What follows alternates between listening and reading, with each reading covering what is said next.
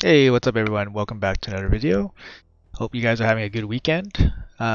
Today's video, we're just going to be talking about a champion that I feel probably doesn't get a lot of love, but I find it as a pretty good substitute to one of the most important arena champions around in high level arena, which is the champion I'm talking about is NUKER.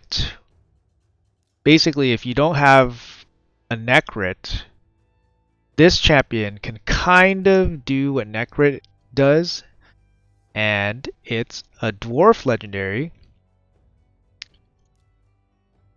GOFFRED BRASSCLAD. So basically what NUKER does is that he protects your nuker from dying so that it has a chance to attack. So this works really well for like go second teams, especially in the arena. We can go over his kit real quick. He doesn't look like a very super interesting champion, but he's actually very good, like his kit overall. So double hit, first hit decreased defense, and then second hit is a provoke chance. His A2 has an AoE 3-turn cooldown, 100% stun, which is a pretty rare move, and it's super good. So the 100% stun, and stun is one of the best debuffs. Obviously, like it's not going to work all the time because stone skin, and this requires accuracy. But of course, if if you pick the right teams, you won't be going up against super high accuracy teams. Then this move will land very often, and it's 100% stun, so it's super strong. 3-turn cooldown. And then his last turn is a 3-turn cooldown, increased defense, and then like a soft cleanse for decreased down weaken. So it's not going to be a full cleanse, but you know, obviously this move is not super good compared to other 3-turn cleanse plus block debuffs like those type of champions. But hey, this it's an extra bit to his kit. So yeah, um, and again 3-turn cooldown. So, but his passive is what makes him more similar to NUKER in filling that role to protect your nuker.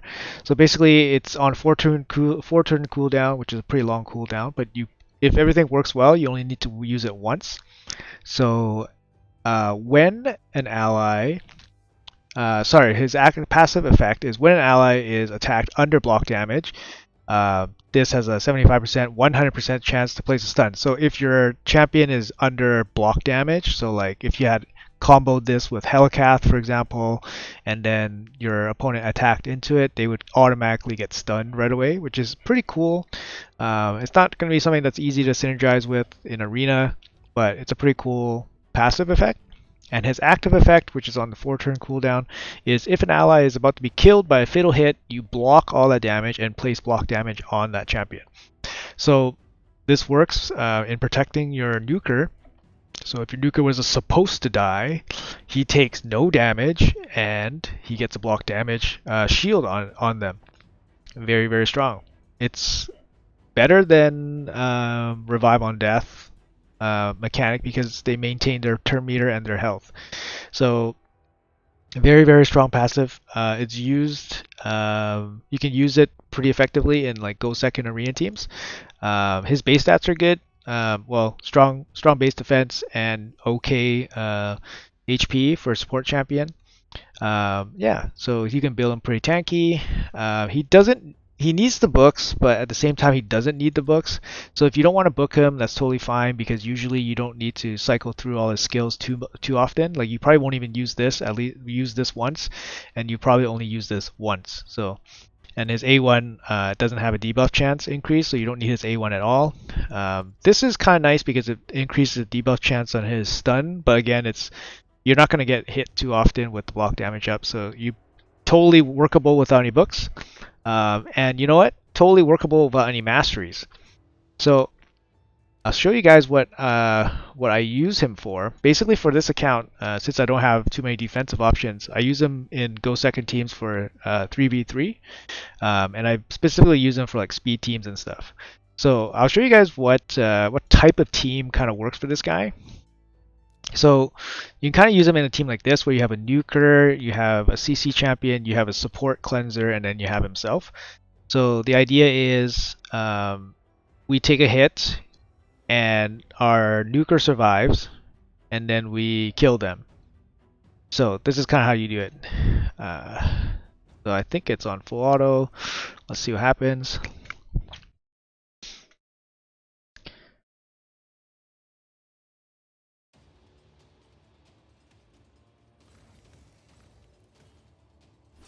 All right, you see our torment here does a lot of work. So I know like the comments would be like, "Oh, your torment did all the work there." So we try another team, and then here, let's try this team. So you saw there that the torment basically locked out the whole team, and then it was basically over for them. GOFFRED didn't have to do anything. So we'll do this team. So no torment in the team, and we're using a very obviously a glass cannon nuker, right? So the way this team works is that I built it so that we get nuked, so that our nuker gets the lethal damage, but gets saved, we get cleanse, and then withdrawal for the attack up. So we can try it this way. Should be full auto. I'm just picking speed teams because this is kind of like how you would basically pick your teams in when you're fighting. Okay, let's see if they can kill off Foley here. There we go. Foley goes down. Okay, so it looks like Elva took the damage from the looks like Elva took the passive damage, passive buff from GOFFRED there. So this protected Elva instead of Foley.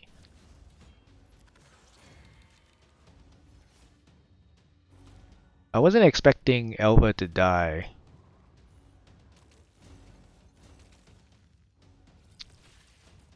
Alright, so it's being a little bit... That didn't work out like I expected. Let me come back and put another team together to showcase the lethal damage protection. Alright, we'll be right back. Okay, we're back. I think what happened was that the fatal hit passive protects the leader spot first. So the way that the damage flows through the team is that Mithrala would be this is the leader spot, this is the second spot, third spot, last spot. So that's the way the damage flows in this kind of like weird way. But basically, Elva probably would have died first, and that's why she got protected first. So in this way, Mithrala is in Stone Skin, she will not die. So that means Foley will die first, and then it will be protected. So let's try it this way.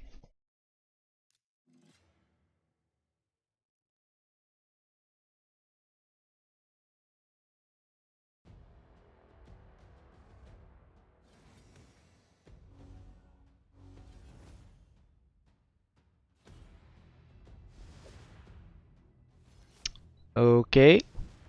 Okay, there we go. Now Foley dies. He gets protected by the passive. Boom. And then you got the stun AoE. He's actually really solid. Like when you put him with the stun AoE, he's actually really solid. Because he has a way to protect himself. He's actually really good. So that's kind of the way it works. I guess the passive is not as easy to manage as it is Necrit. Obviously, Necrit just buffs the lowest HP champion, which is really easy to manage. So let's try again on this team.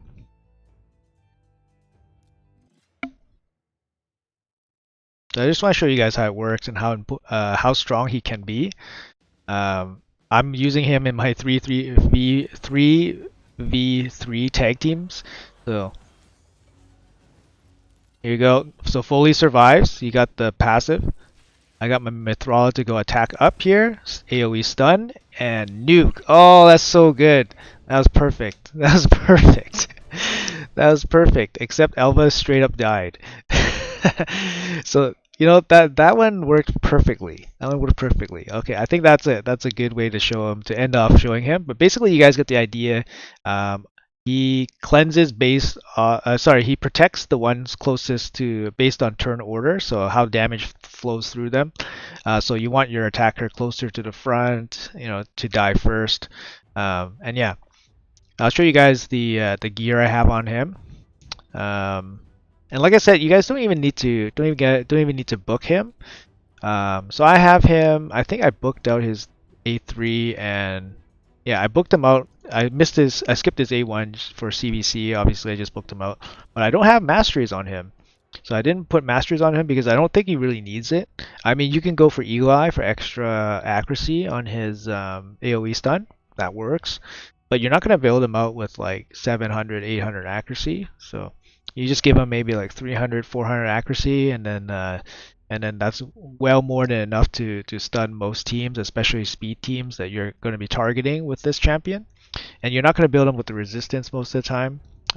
What you can do is probably go down to Fearsome Presence for increased sheep chance if you want to build them that way. Yeah, I mean that's going to be pretty like late game tag team arena focused. So I do have him with sheep, but I chose not to build him out with masteries because he's just going to be in my tag team.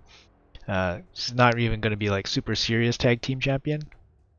But anyways, I got him in 4-piece stone skin, so it gives him 1 turn, so he always survives the first hit.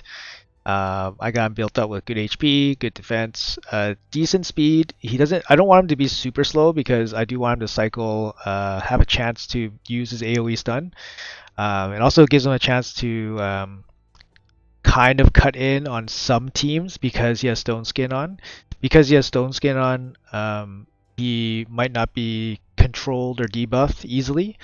And if he has enough speed, he can come back in and AoE stun and disrupt the enemy team. So that's just like an extra option to build him with. So a little bit of speed so you can disrupt the other team. And then I built him up with a little bit of accuracy, again 300 to 400, just so you can disrupt speed teams that you're focusing on.